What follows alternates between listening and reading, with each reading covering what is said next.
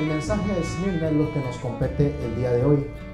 La semana pasada hablamos del mensaje a Éfeso y pusimos unas bases fundamentales para entender lo que es la carta del Apocalipsis. Dijimos que esta carta fue dirigida a una iglesia en persecución que estaba siendo aserrada, asesinada, decapitada, quemada, y por lo tanto lo que menos Dios pretendía con este mensaje era asustar a gente que ya estaba asustada, sino traerles esperanza, traerles tranquilidad y seguridad. Vamos a empezar a leer a partir del verso 8 en el capítulo 2 del libro del Apocalipsis e iniciamos con el mensaje a Esmirna. Voy leyendo palabra por palabra, versículo por versículo y haciendo énfasis en algunas de las palabras. Dice el verso: y escribe al ángel de la iglesia en Esmirna. El primero, esta palabra primero que está acá, cuando leemos el texto griego, la palabra es protos. No es primero como en un orden numérico solamente, sino primero en importancia en el orden de autoridad. Por lo tanto, cuando dice el primero en orden de autoridad, está hablando de Jesús como sumo sacerdote, como suma autoridad. Porque si lo leemos en español, pues nos es muy simple. Pero si lo leemos en el griego, en el cual fue escrito por nuestro hermano Juan, entonces logramos tener un poquito más de profundidad en el mensaje. Y el postrero, de la misma manera que protos es lo que nos da un mensaje correcto, el postrero aquí es hatos. Y el hatos es el que está al final de la fila. Por lo tanto, cuando él dice yo soy el primero y el postrero, está hablando de un absoluto. Lo que él está diciendo es el que tiene todo el poder, el que él es el absoluto, el que él es el todo, porque él está antes que todo y está de último después de todo. Todo lo que existe está en medio de él. Si me explico, lo que él está hablando es de su autoridad como todopoderoso. Entonces este es el que está escribiendo, como les decía, protos y el eschatos, el que estuvo muerto y vivió. El que estuvo muerto y vivió, también debemos de leerlo correctamente, es Ginomai, que es el que venció la muerte. No es solamente morir, sino el que venció la muerte, el que resucitó. Ve cómo solamente el interpretar correctamente las palabras ya nos da un mensaje bastante amplio de lo que la gente en ese momento estaba recibiendo. Bueno, dice esto: yo conozco, y conozco es eido, no ginosco. El ginosco es algo intelectual, es cuando usted dice, mire, yo aprendí algo y lo tengo en mi memoria. Eido, que está escrito también en el término griego, es una referencia a observar bien con los ojos abiertos, lo cual significa que el absoluto, el todopoderoso, está haciendo un escrutinio total con los ojos bien abiertos de la iglesia de Esmirna. Cuando yo le presto atención a cada palabra de la manera correcta, automáticamente mi mente, mis entendimientos se abren mucho más allá de lo que usualmente percibo cuando leo de corrido y leo en español. El español, si bien es cierto, es una lengua muy hermosa, muy rica, pero no más que el griego. El griego es rico en figuras y expresiones, y lo mismo que el hebreo. Por lo tanto, leemos en nuestro español sin olvidar el idioma real en que fue escrito el texto. Bueno, que yo conoce, el ginosco, el eido, el que puede observar todo con los ojos bien abiertos, el que nos hace escrutinio, le dice a la iglesia de Esmirna: yo conozco tus obras y tu tribulación y tu pobreza, pero tú eres rico. Resulta que la iglesia de Esmirna mayormente estaba compuesta por gentiles libertos. Esto significa que en su oportunidad fueron esclavos y fueron libertados a través de diferentes medios, ya sea porque pagaron, ya sea porque el amo lo libertó, o porque simplemente cumplieron su tiempo de esclavitud, porque también habían algunos momentos de tiempos de esclavitud con término, especialmente si se refería a una esclavitud por deudas. Entonces estos libertos trabajaban en la agricultura, trabajaban en obras manuales, cosa que a los griegos no les gustaba. Ellos se sentían muy intelectuales para hacer labores manuales, y él le hace esa referencia a ellos. Yo conozco tu pobreza, hablando de la parte económica, pero tú eres rico, hablando de la parte espiritual. Ahí es donde el Señor hace la diferencia entre lo que es de la tierra y lo que es de los cielos. Y la blasfemia de los que dicen ser judíos y no lo son, sino sinagoga de Satanás. Esta es una parte muy importante que deseo explicar, porque muchas veces cuando este texto se aborda de manera ahistórica, me refiero a sin llegar a la historia, sin investigar la historia, y de una manera atómica, o sea, con atomismo, el significado es que se aborda desde mi pensamiento, desde mi entorno, de lo que yo vivo aquí en Costa Rica, de lo que yo vivo aquí en Alajuela, o incluso de lo que vivo en mi familia, bajo mi entendimiento limitado. Entonces leo el texto y no lo entiendo. Para entender lo que el Señor está diciendo aquí, a través de nuestro hermano Juan, que conoce a los que dicen ser judíos y no lo son, sino sinagoga de Satanás, necesitamos meternos en la historia, preguntar qué estaba pasando ahí. Durante el reinado de Tiberio César, se había erigido en Esmirna un templo de honor al emperador.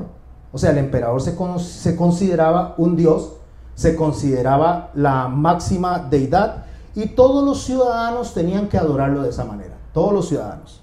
Recordemos que Juan le llama bestias a los emperadores por razones de que tienen todo el control absoluto de todo el imperio y la gente tenía que rendirse hacia ellos. Entonces, bestia, más que un animal, es un sistema de pensamiento, un sistema de gobernar, una forma en que el gobernador se hacía conocer. Pues estos gobernadores, estos emperadores que se hacían llamar bestias, perseguían a cualquier ciudadano que no adorara a sus dioses también y no se sometiera al imperio, excepto a los judíos. Cuando usted escucha esto, usted me dice, ¿cómo es eso? No entiendo. O sea, los romanos perseguían a todos menos a los judíos. Pues así es, porque ellos aceptaban las religiones monoteístas. Para ellos no había ningún problema en el tanto que ellos pagaran impuestos. Eso lo vemos en los tiempos de Jesús. Ellos adoraban ellos adoraban a nuestro Señor, ellos se reunían en el templo, ellos predicaban en la sinagoga, no tenía ningún problema con eso.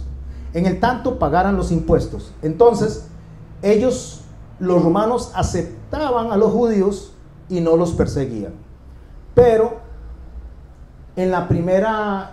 durante el tiempo de la primera iglesia, el cristianismo de la época se reconocía como una parte del judaísmo. Entonces no eran perseguidos tampoco. Los cristianos de la primera época estaban entonces exentos de adorar al emperador como todo el resto del reino, todo el resto del imperio. Por la razón que acabo de decir, porque también eran monoteístas. Pero el cristianismo de la época no era aceptado por las autoridades judías del principio por asuntos teológicos, por asuntos de identidad.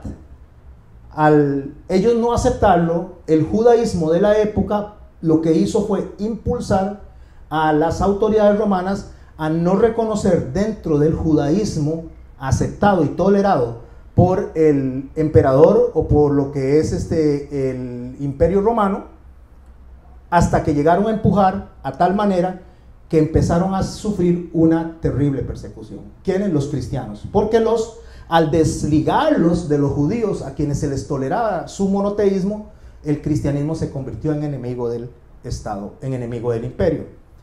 Esto era lo que le estaba pasando a la iglesia de Esmirna. Estaba siendo perseguida por razón de que los judíos habían empujado a las autoridades romanas a desligarlos, a no reconocerlos dentro de su judaísmo. Por eso es que él dice, estos dicen ser judíos y no lo son, sino sinagoga de Satanás. ¿Por qué?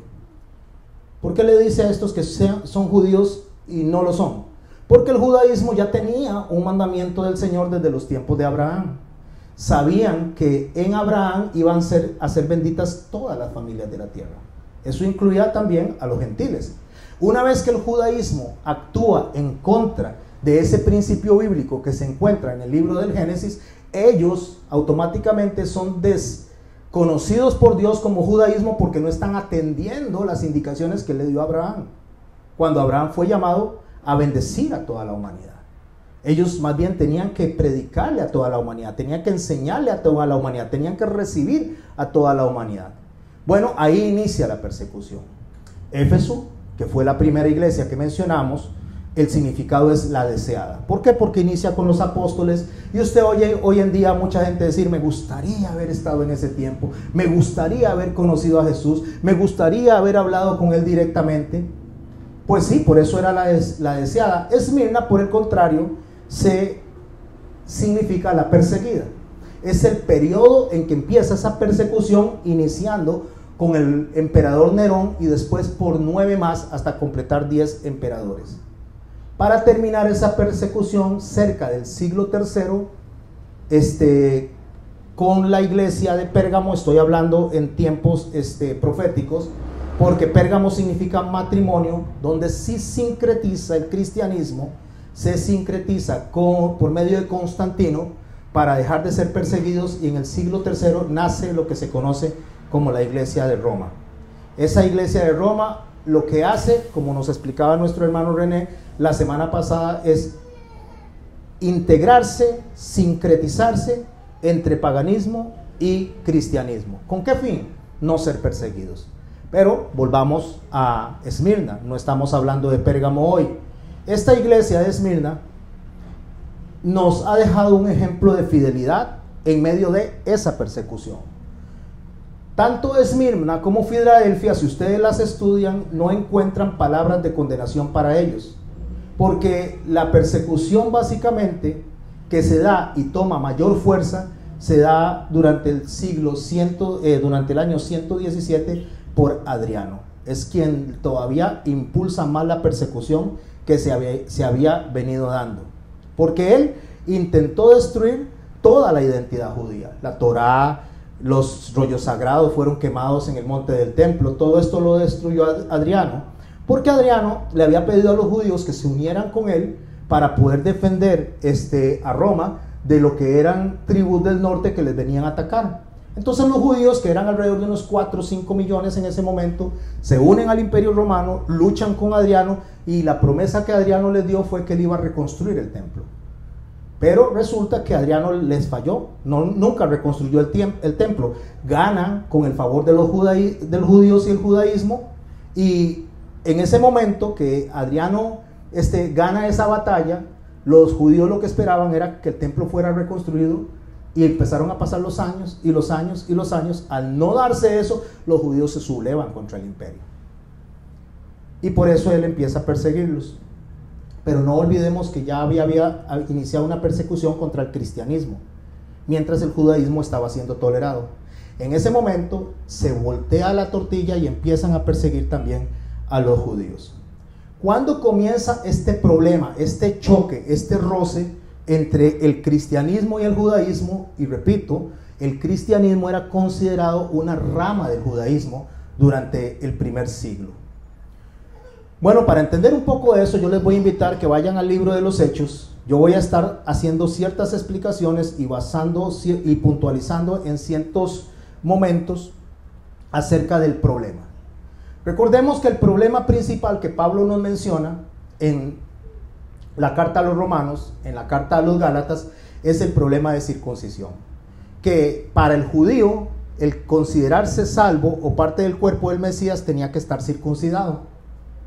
Si no estaba circuncidado, no se consideraba como parte de.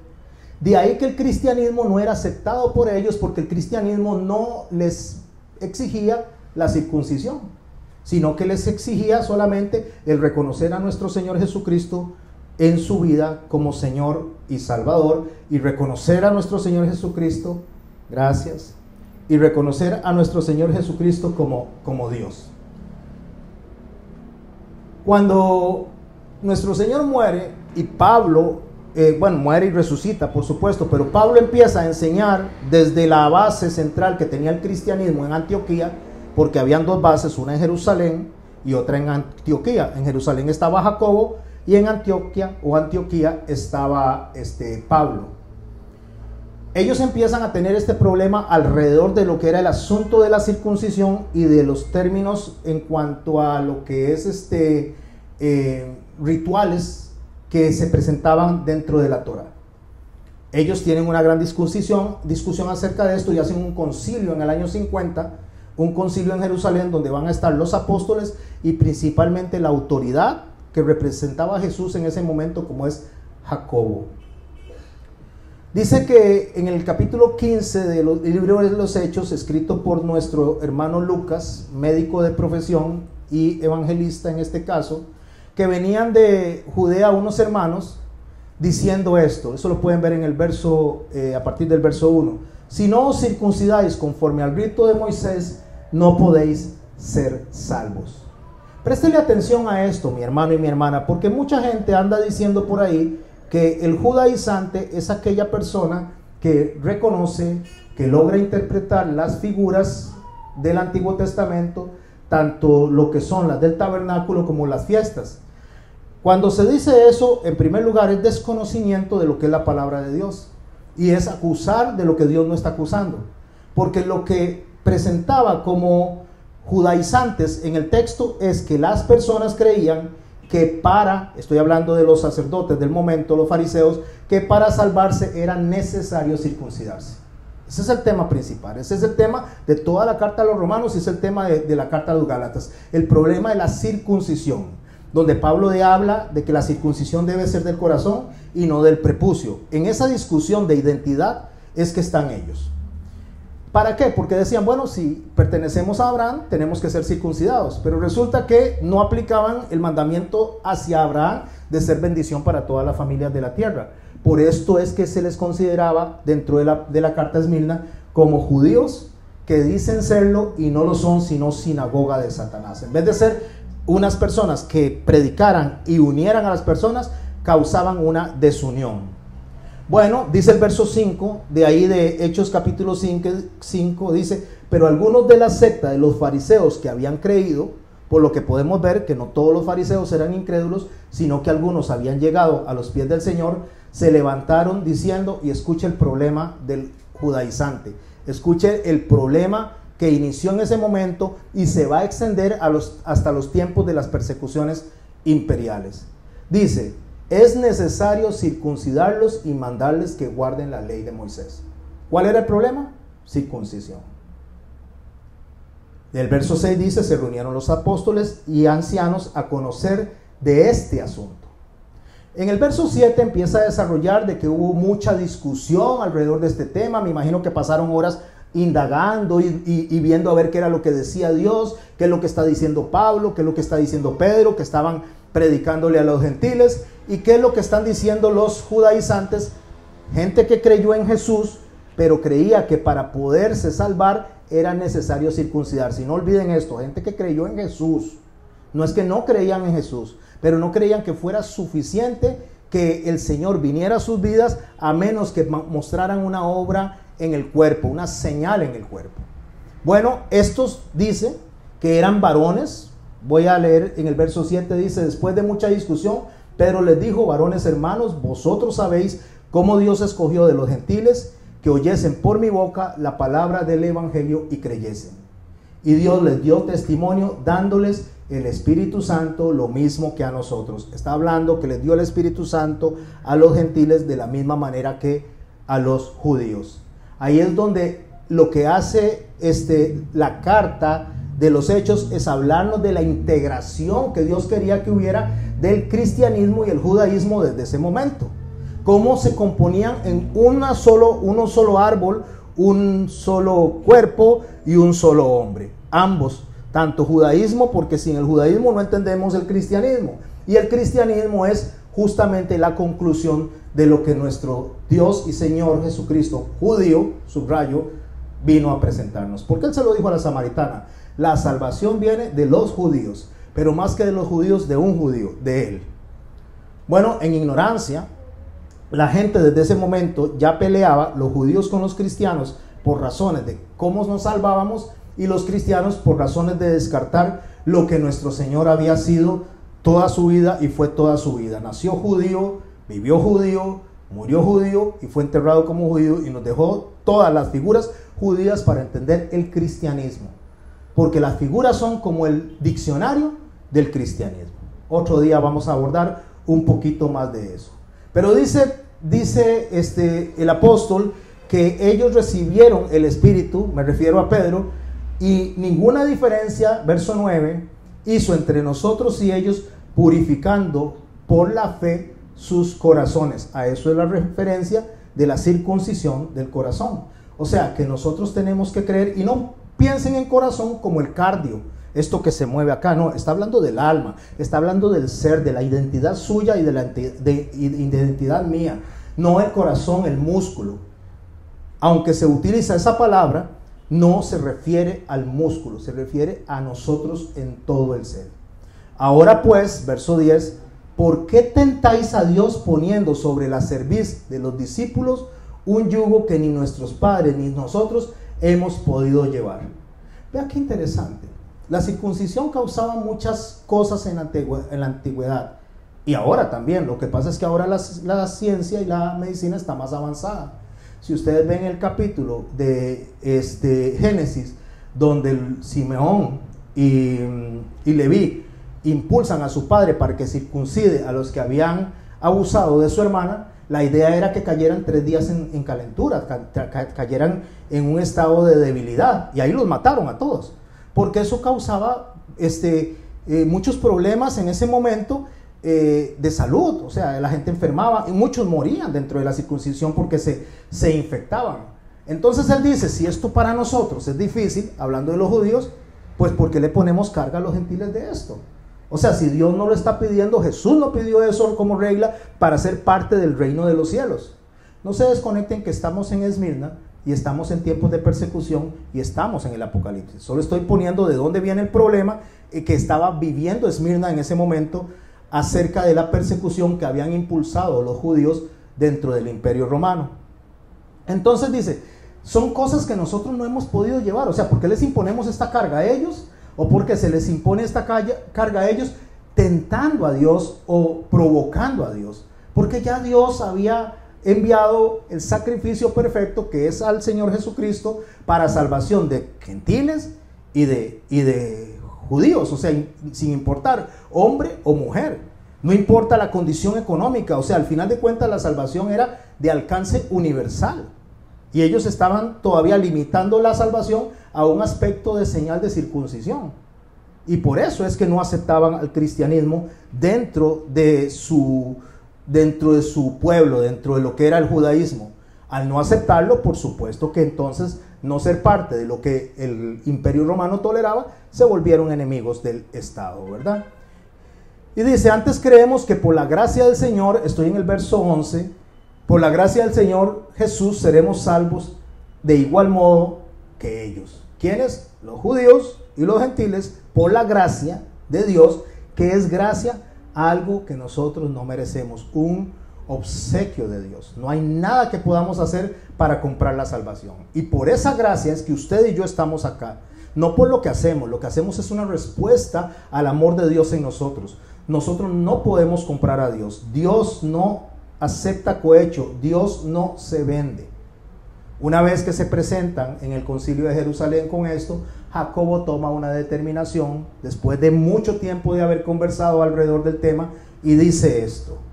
Jacob dice que no se inquiete a los gentiles que se conviertan a Dios, sino que se les escriba que se aparten de contaminación de ídolos, de fornicación y de ahogado y de sangre. O sea, dice, no tienen que circuncidarse, no tienen que practicar lo que nosotros practicamos, solo exijan en estas 3 cosas: que no se contaminen con ídolos, o sea, que no adoren, que es lo que estaban haciendo, empezando a sincretizarse con la iglesia romana, de manera que empezaron a adorar ídolos, y dice que no adoren ídolos, que no forniquen. ¿Por qué? Porque venían de congregaciones gentiles donde habían cultos con prostitución sagrada, como en el caso de Corinto, y habían hombres que tenían varias mujeres como concubinas, otras para tener relaciones sexuales y otras como esposas. Esa era la cultura griega del momento.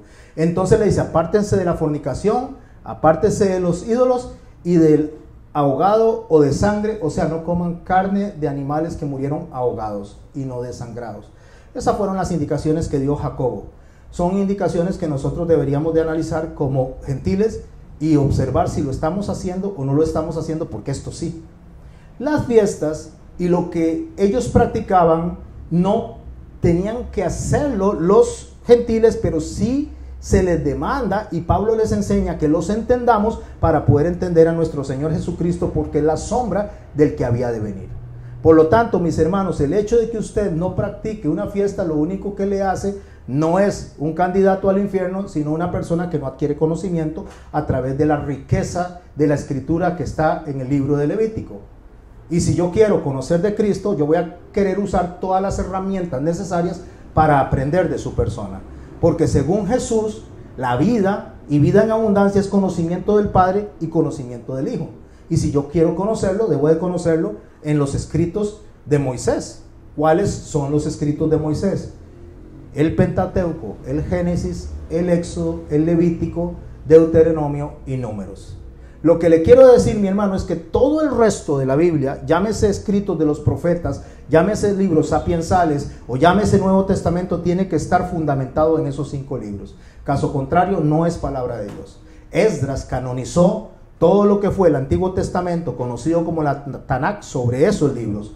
Y la Septuaginta canonizó también lo que fue el Nuevo Testamento basado en esos libros. Eso es lo que nuestro Señor Jesús remite cuando dice que regresen a la antigüedad, que regresen a los escritos, cuando le dice a los fariseos que si escudriñaran los escritos de Moisés, verían que de él habla y creerían en él. Pero ¿cómo van a creer en él si no creen en los escritos de Moisés? Hablando de las figuras que se encuentran ahí.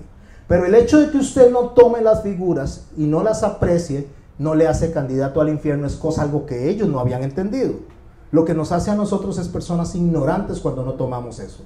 Y la ignorancia sí nos puede impulsar a ser pecadores, porque nos damos cuenta o no nos damos cuenta de que estamos deshonrando a Dios. Espero estarme explicando con todo esto. Esto es el entorno en que comenzó el problema al que se enfrenta Esmirna.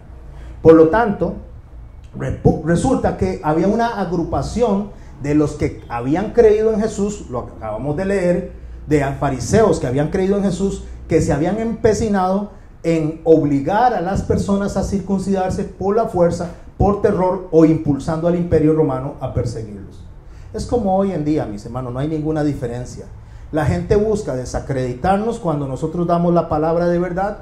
Tratan de decirnos que somos unos anticuados, que somos unos retrógradas, que nos estamos agarrando de algo que Dios ha desechado, y lo hacen por ignorancia. Pero al la persona ignorante confrontarse con una persona que tiene conocimiento, entonces lo que busca es amedrentar al otro a través del terror, de la mentira, de los insultos, o como en el caso de Jesús, que le dijeron que las obras las hacía en nombre de Belcebú o en nombre de Satanás.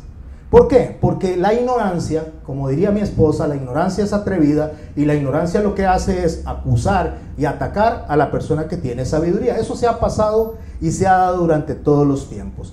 Entonces, ese grupito de personas que no aceptaban que la salvación de nuestro Señor Jesucristo era suficiente con el derramamiento de su sangre, impulsó la persecución contra la iglesia de Dios. ¿Y qué pasa cuando alguien persigue a la iglesia de Dios? Bueno, Pablo lo experimentó cuando iba camino a Damasco. Saulo, Saulo, ¿por qué me persigues? ¿Quién eres tú, Señor? Yo soy Jesús al que persigues. Él estaba hablando de su iglesia, porque perseguir a la iglesia de Cristo es perseguir a Cristo. Pero muy importante, mis hermanos, no todo el que se dice iglesia es iglesia. No todas las personas que se dicen cristianos son cristianos. No todas las personas que se dicen creyentes son creyentes. ¿Quiénes son los cristianos? ¿Quiénes son los creyentes? ¿Y quiénes son iglesia?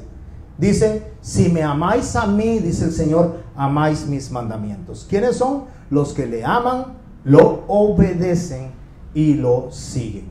Bueno, lo que el libro del Apocalipsis hace en este entorno contextual histórico es anunciarle a la iglesia de Esmirna que estaban siendo perseguidos, pero que la persecución iba a aumentar, y que iba a ser por medio de estas personas que se decían ser judíos y no lo eran, porque si fueran judíos obedecerían los mandamientos de Dios.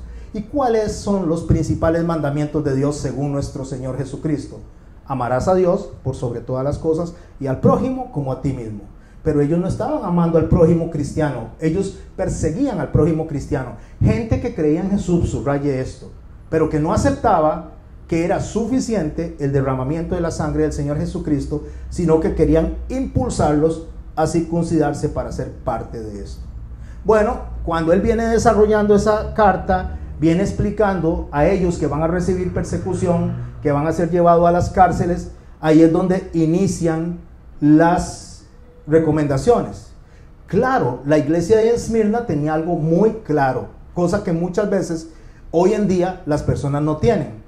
En los primeros siglos principalmente, que iban a tener sufrimiento y persecución, más del que estaban experimentando.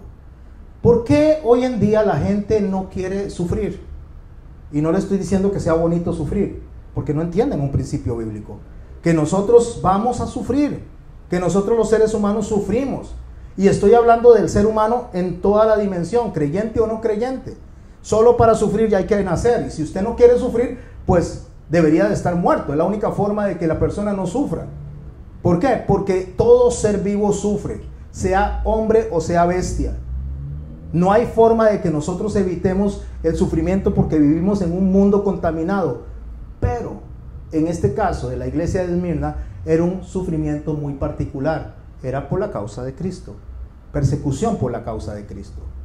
Por eso Pablo en Romanos capítulo 8, en el verso 18, nos hace una referencia a la forma en que nosotros vivimos en nuestros tiempos y hacía una referencia a cómo se vivía en esos tiempos. Pues tengo por cierto, escribe Pablo, que las aflicciones del tiempo presente no son comparables con la gloria venidera que en nosotros se manifestará. O sea, ¿qué dice Pablo? Que vamos a sufrir. ¿Qué dijo Jesús? En el mundo hallaréis aflicción, pero no teman porque yo he vencido al mundo. O sea, no los voy a dejar solos en la aflicción. A eso es justamente en lo que se enfoca el Apocalipsis, a escribirle a una iglesia que está sufriendo, que está siendo perseguida, a que sienta la mano de nuestro Señor tomándole y subiéndole a la barca y Él sufriendo con ellos. Él compartiendo y entendiendo que en su cuerpo Él sufrió toda la magnitud de lo que fue la persecución, hasta la cruz, por cierto. Y de ahí entonces que Juan viene y empieza a ocuparse en las recomendaciones que vamos a estudiar en esta noche. Y en el verso 10 del mensaje de Apocalipsis capítulo 1, en cuanto a la iglesia de Esmirna, empiezan las recomendaciones. Y préstele atención, porque como la semana pasada dijimos, estas son recomendaciones también para nosotros. ¿Se acuerdan una de las primeras o la primera recomendación que Dios nos dio a través de la iglesia de Éfeso? Recuerda, es importante recordar lo que Dios hizo por nosotros. Es importantísimo tener presente todo el recorrido que ha habido desde el Génesis hasta el día de nosotros, donde Dios manifiesta su provisión, su amor y su interés porque usted y yo estemos bien. Y cuando digo estemos bien, estoy hablando de la parte espiritual, estoy hablando del corazón como alma, no del cardio que se mueve, no estoy hablando del cuerpo físico, porque si es necesario que el cuerpo perezca para que se salve el alma, así Dios lo va a hacer, porque Dios está interesado en nuestra eternidad y no en nuestra temporalidad. De ahí que Job, para demostrarnos a nosotros cómo Dios viene y nos llama y nos advierte, sin ser un Dios malo, porque es un Dios misericordioso, le toca primeramente la parte material, después le toca la parte familiar y después le toca su propio cuerpo. O no él, sino que permite que Satanás lo haga. ¿Para qué? Para enseñarnos a nosotros un proceso en el cual Dios nos mete para que nosotros volvamos los ojos hacia Él. Nos afecta primero el bolsillo. Y si no hacemos caso, toca a la familia, en la parte de salud. Ahí fue donde murieron los 10 hijos de Job. Y si aún así seguimos insistiendo, entonces ya viene con nosotros. Ese es el procedimiento que Dios le permite a Satanás para ver si nosotros entendemos y abrimos los ojos. Y si alguien dice, que Dios tan malo, Pablo le diría en su propia cara, no, de ninguna manera. ¿Por qué? Porque Dios es santo, es perfecto y sabe cómo salvarnos. No de los reinos de este mundo, sino de la perdición eterna. A ver si me estoy explicando. Por eso es que Pablo, aquel hombre fornicario, le demanda a la iglesia que lo expulse para que se pierda su cuerpo y se salve su alma. Porque el interés de Dios es el alma. que aún en el último suspiro, usted y yo reconozcamos que Dios es el Señor, que Cristo es nuestro Señor. Y si tenemos que llegar a Él, a ese momento, a través de la aflicción y del dolor, Dios nos va a llevar ahí. Y no lo tome como mal, porque si su vida y mi vida fuera de 80 años aquí, pues sería muy sencillo. Nos está librando de un dolor y un sufrimiento eterno. Y si usted no sabe o no entiende lo que es eterno, voy a tratar de explicarlo de esta manera. Un pajarito llega y se posa en la playa. Entonces el pajarito toma un granito de arena y vuela 300 años o 300 millones de años o miles de años hacia Plutón, digamos, le voy a poner a ese. Él va con ese granito de arena desde la playa y se va y vuela hasta Plutón, deja ahí el granito de arena y se devuelve y toma otro granito de arena y vuelve a volar de nuevo hasta Plutón y se regresa. Y eso lo hace hasta que pasa toda la arena de la Tierra hacia Plutón. Cuando el pajarito ha terminado, apenas está empezando la eternidad. ¿Puede explicarme con eso? O sea, lo que quiero decir es incomprensible. La eternidad es algo que nunca va a acabar porque la palabra lo dice, es eterno. Y Dios nos quiere salvar de que estemos eternamente en el infierno por causa de nuestra necedad, como el pajarito. Y que estemos eternamente con Él por causa de nuestra obediencia. Ahora, ¿qué queremos escoger? Dios nos dice a nosotros en Deuteronomio, la maldición y la bendición está delante de ustedes. Ustedes escogen. Y empieza a apretarnos, y apretarnos, y apretarnos, para impulsarnos a buscar a Dios, aunque sea en el puro suelo, porque fue lo que el hijo pródigo experimentó. Bueno, la aflicción tiene como propósito aumentar la fe, asegurar la fe y asegurar de que nosotros estemos asidos de su mano. Bueno, ¿cómo comienza él esa carta a los de Esmirna? ¿Cómo le comienza él a hablar a la iglesia de Esmirna? ¿Cómo comienzan las recomendaciones a Esmirna? No temas. ¿Cómo le dijo a Éfeso? Recuerda. Y a ellos, no temas en nada lo que vas a padecer. Esto me impresiona mucho, mis hermanos. Me impresiona mucho porque no les está diciendo que les va a evitar el padecimiento. Les está diciendo que no temas lo que va a padecer, pero van a padecer. No temas lo que van a padecer. Y le dice cuál es el padecimiento. He aquí, el diablo echará a algunos de vosotros en la cárcel. El diablo en persona. No a través de los judíos que estaban impulsando al imperio romano a perseguir al cristianismo. Para que seáis probados y tendréis tribulación por 10 días. Bueno, cuando Dios permite la tribulación en nuestras vidas es que está probando nuestra fe. Y prueba nuestra fe por 3 puntos principales. El primero, para purificar nuestra fe. Porque usted y yo podemos tener fe, pero una fe subjetiva, una fe que solo espera que le vaya bien, una fe que espera que no le dé pero ni siquiera un catarro. Y el Señor dice, esta no es la fe que yo estoy pidiendo. Yo estoy pidiendo una fe que usted crea en mí, en medio de cualquier circunstancia, sea buena o sea mala, en la escasez o la abundancia, en la salud o en la enfermedad, le esté yendo bien o le esté yendo mal, crea que yo soy el Dios Todopoderoso que tiene el control y tiene las estrellas y las iglesias y a todos ustedes en su mano. Eso es fe. Fe no es estar con Dios cuando siempre nos va bien, porque eso es muy fácil. O sea, si usted tiene la plata llena, si tiene el bolsillo lleno de plata y tiene un montón de comida en la refri y le está yendo bien y anda en un BMW, pues es muy fácil tener fe. Pero tener fe cuando usted tiene que andar a pie, cuando no tiene plata y tiene que ver cómo se moviliza, eso es otra cosa. Ahí es donde se prueba la fe. Y la fe se prueba para ser purificada. Primera de Pedro 1:6, en lo cual vosotros os alegráis ahora, aunque ahora por un poco de tiempo, si es necesario, tendáis que ser afligidos en diversas pruebas, para que sometida a prueba vuestra fe, mucho más preciosa que el oro, el cual, aunque perecedero, se prueba con fuego con fuego, sea hallada en alabanza, gloria y honra, cuando sea manifestado Jesucristo. ¿Cuándo es que la fe entonces se ve purificada? Cuando se ve manifestado nuestro Señor Jesucristo. ¿Cuándo? Al final de los tiempos. No, mi hermano, cuando usted puede decir, Señor, que se haga tu voluntad y no la mía. Cuando usted le puede decir al Señor, gracias aún en medio de las tribulaciones, porque sé que, como dice Santiago, gozaos y alegraos cuando os halléis en diversas pruebas. También la fe es para poder establecerse, o sea, para que usted pueda tener fortaleza en medio de, y logre levantar un poderoso edificio por medio de esa fe. Santiago 1, en 1:2 nos explica, hermanos míos, lo acabo de decir, tener por sumo gozo cuando os halléis en diversas pruebas, sabiendo, o sea, en entendimiento, que la prueba de vuestra fe produce, ¿qué? Paciencia.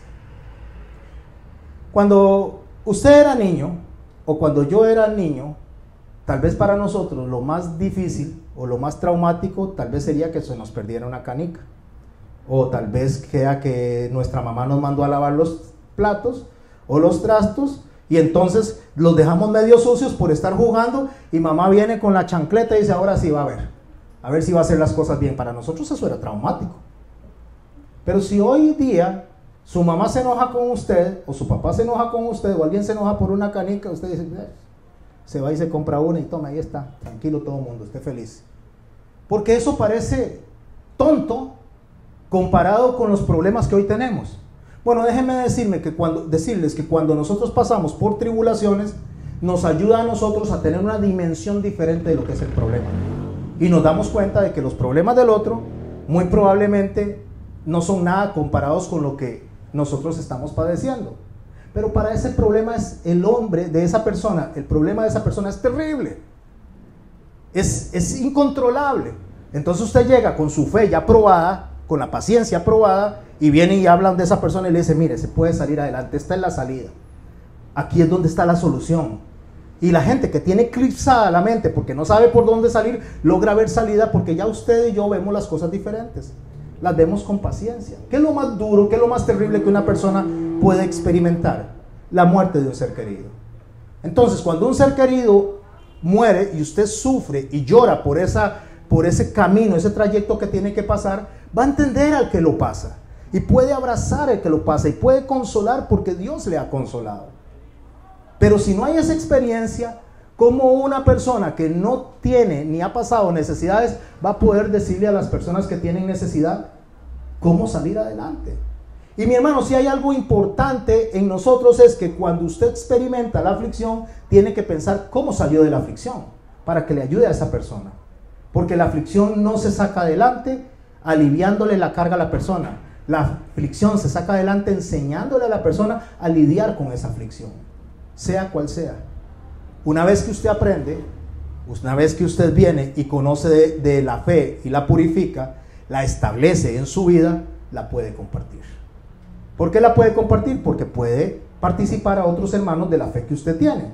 Filemón 1:5, lo leyó nuestra hermana hace un rato, porque oigo del amor y de la fe que tienes hacia el Señor Jesús y para todos los santos, para que la participación de tu fe sea eficaz en el conocimiento de todo bien que está en vosotros por Cristo Jesús. ¿Qué hace uno cuando ya fortalece la fe? La comparte.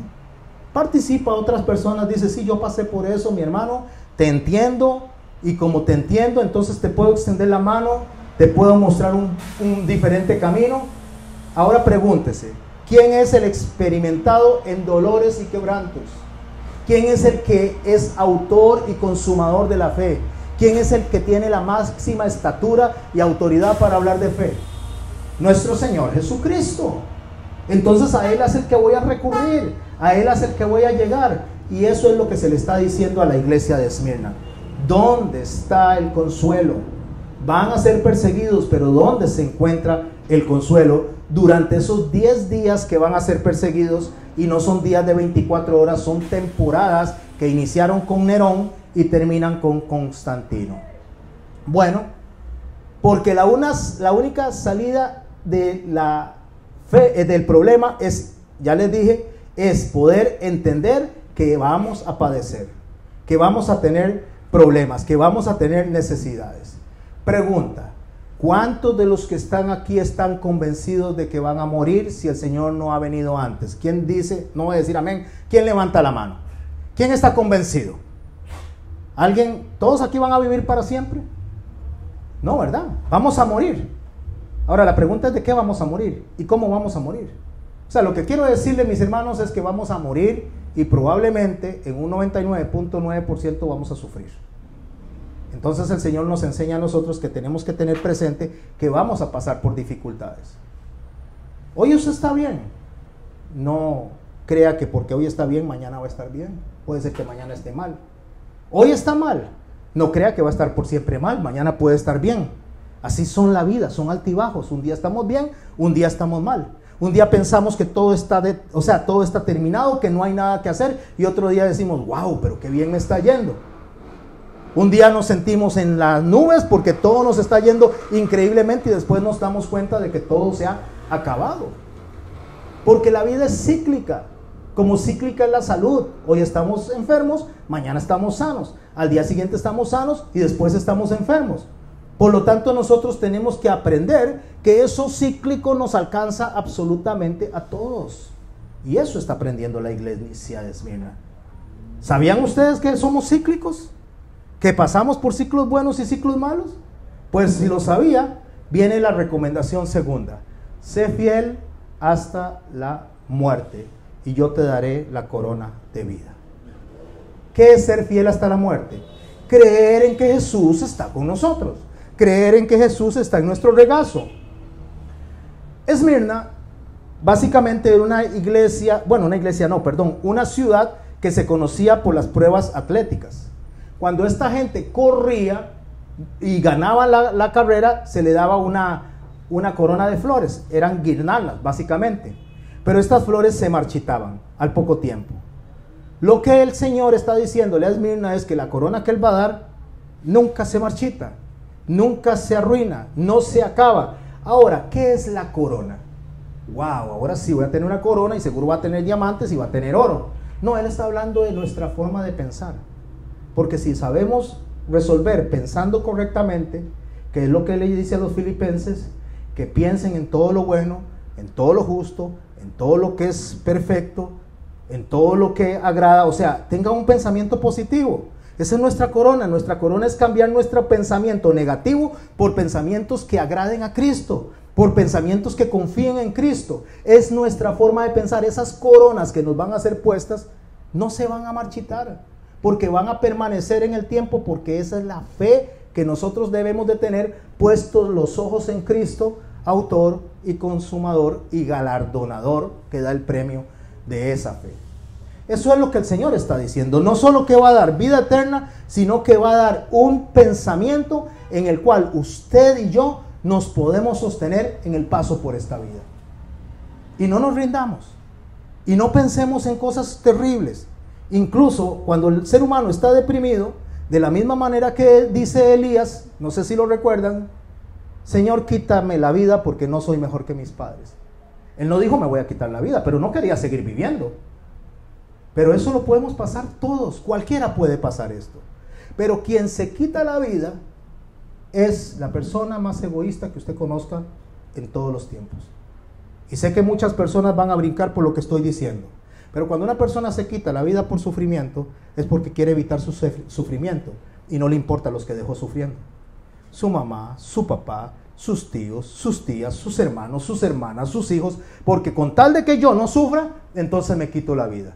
Y por eso pone a la persona en un estado de condenación. Porque eso es el amor propio elevado a la máxima potencia. Jesús no se quitó la vida. Jesús entregó su vida para que usted y yo fuéramos salvos y resucitó. Entienda esto, mi hermano y mi hermana. Esto es lo que está recibiendo la iglesia de Esmirna. Y ahí es donde le está diciendo: los voy a liberar de la segunda muerte. ¿Cuál es la segunda muerte? Estar eternamente sin Dios en el infierno.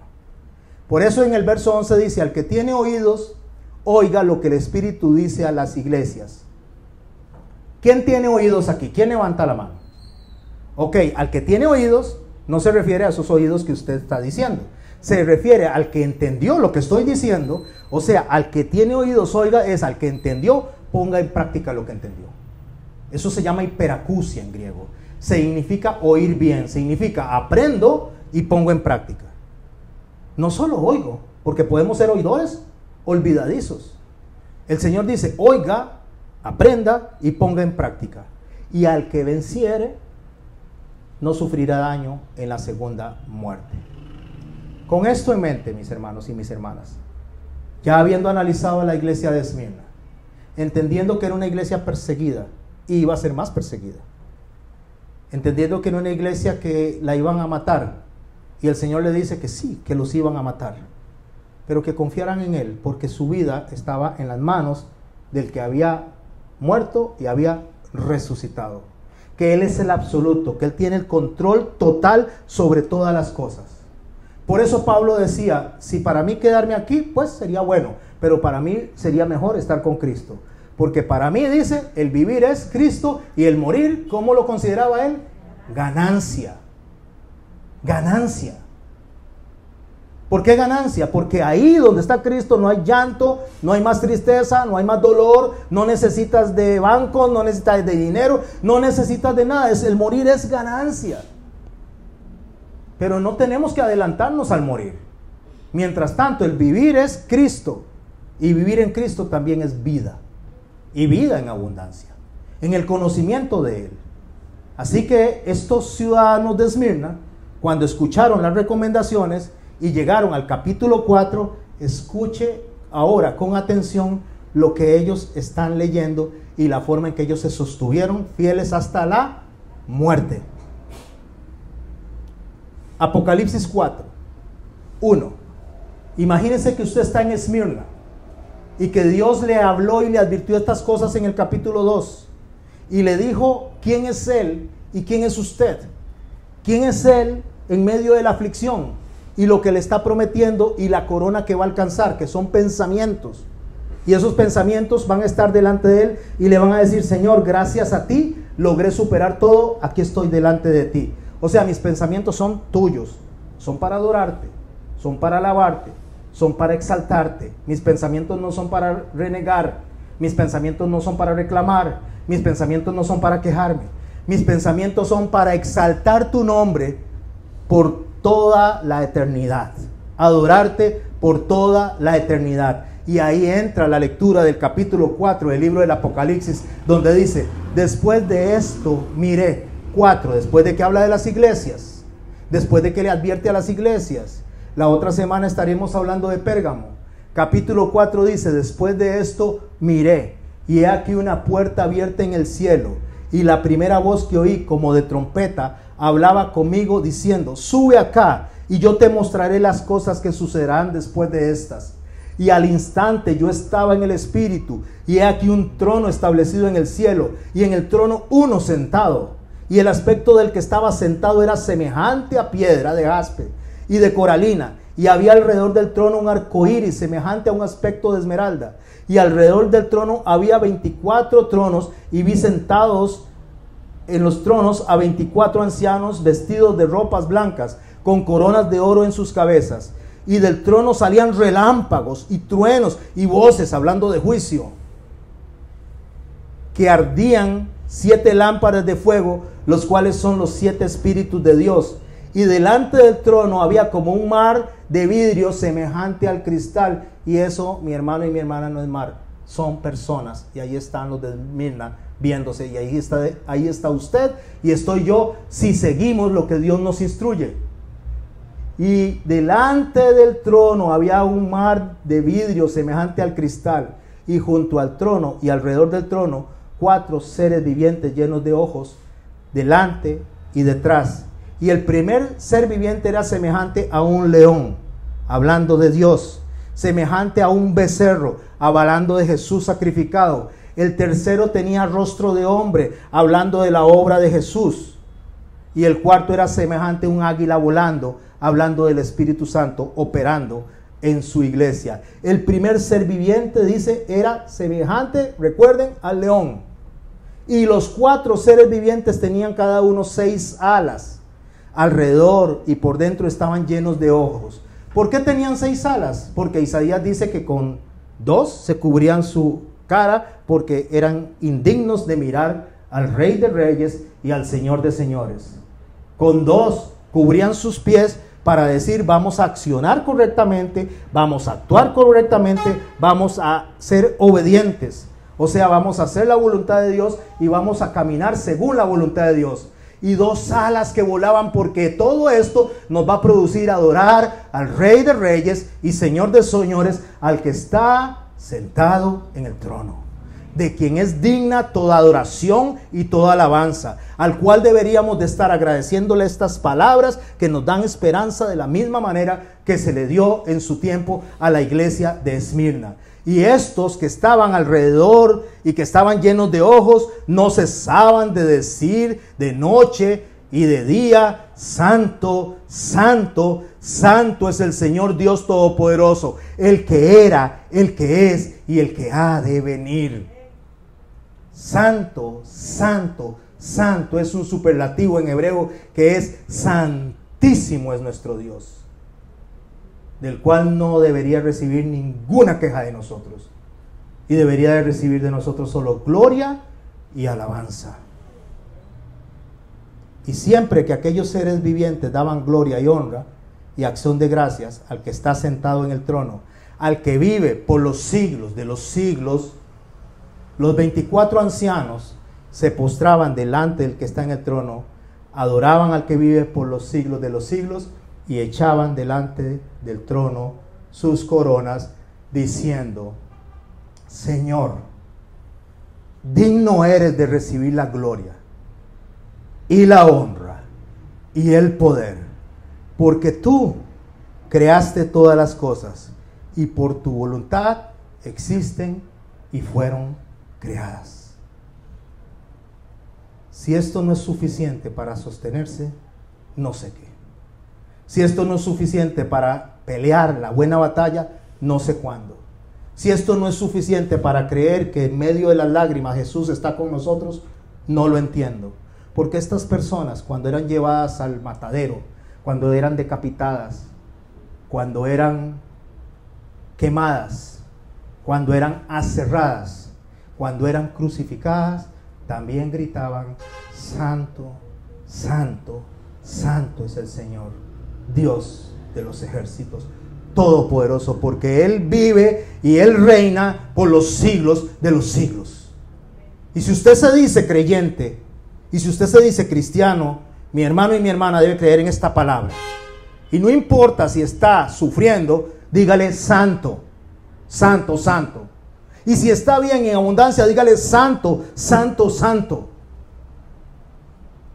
Y no importa la situación en la que esté, Él es santo. Y es suficiente para caminar las millas que tenga que caminar a pie, para reunirse con su iglesia. Es suficiente para decirle gracias, aunque sea por un bollo de pan diario, porque Él es el Rey de Reyes y Señor de Señores, digno de toda gloria y alabanza. Porque no importa la condición en la que esté, incluso si me dicen tu vida se acaba y te quedan 2 meses o 3 meses, Él es santo. Y gracias, Señor, por la vida hasta hoy. Y cuando perdemos a un ser amado, gracias, Señor, por haberlo permitido hasta hoy.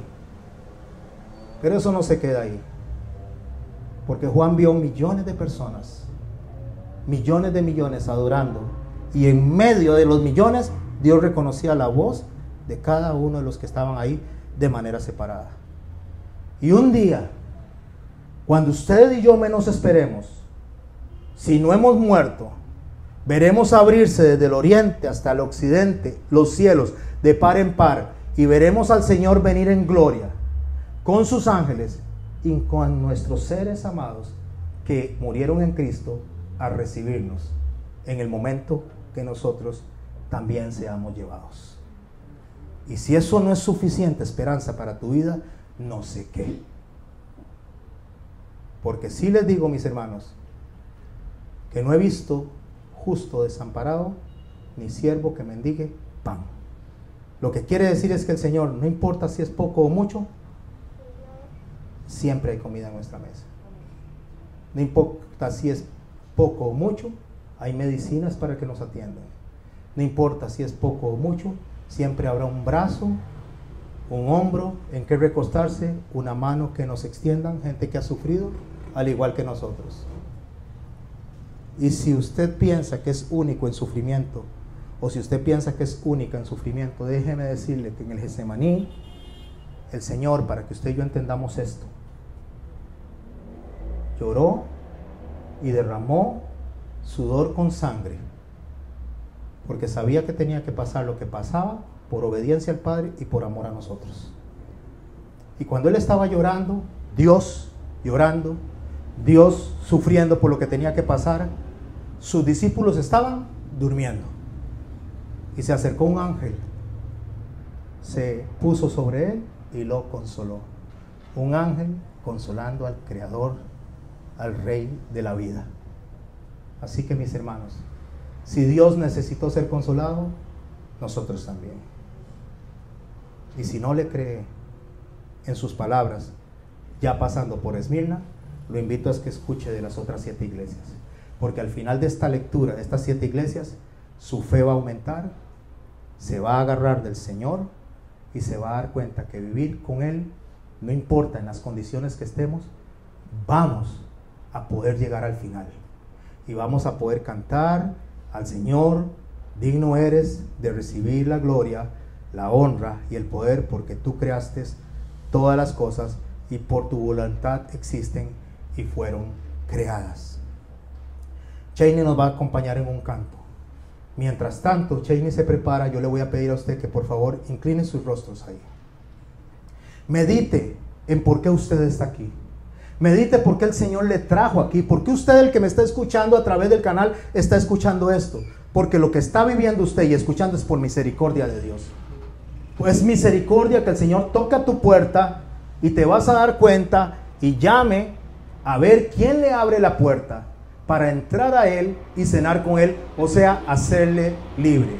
La otra semana nos veremos estudiando la iglesia de Pérgamo. Mientras tanto, escuchemos la adoración y la alabanza en la voz de nuestra amada hermana Cheney.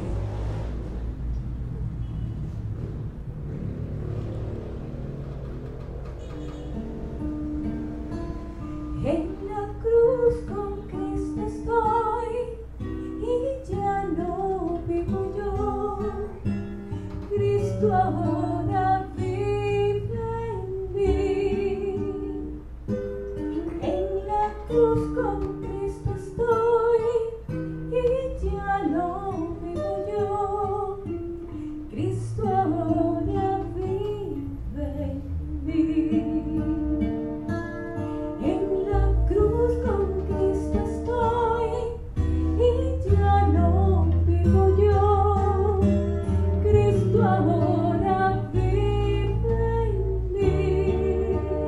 En la cruz con Cristo estoy y ya no vivo yo.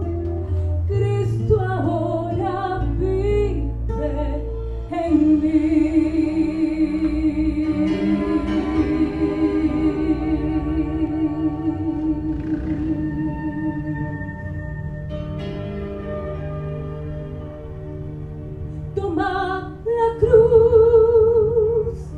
La cruz de Cristo, un precio habrá, todo dar a Dios.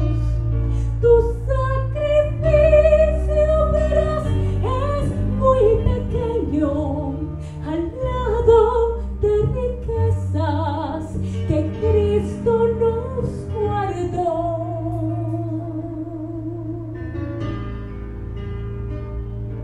Toma el amor, la cruz requiere así a Dios, el cual por ti sufrió. Recibirás la compasión de Cristo, Él es quien moldea tu corazón a Dios.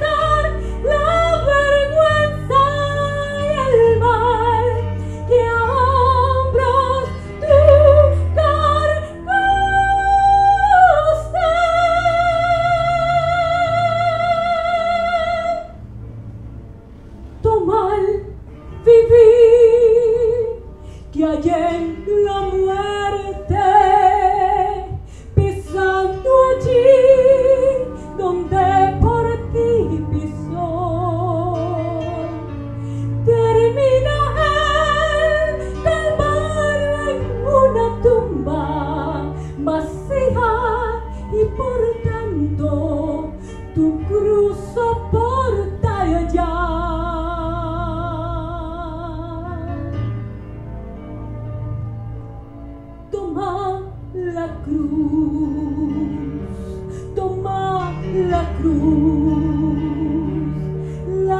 de Cristo.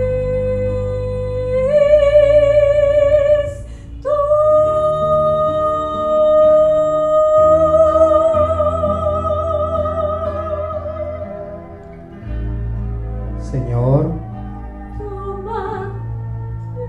te damos gracias esta noche, Padre, por la oportunidad de escuchar tu voz, Señor. Gracias por lo que el Espíritu le dice a las iglesias. Gracias por haber venido a este lugar, Señor, porque moviste el universo completo, Señor, para poder escuchar un mensaje de paz en medio de la aflicción, Señor. Para poder entender, Señor, realmente lo que es vivir en ti, Señor. Gracias por sacarnos del engaño y ponernos en el camino correcto. Bendícenos, ayúdanos, Señor, a guardar tu palabra. Ayúdanos, Señor, a ser consecuentes con lo que decimos ser y a no rendirnos, a esforzarnos y un día poder vernos delante de ti diciéndote: santo, santo, santo eres tú, Señor.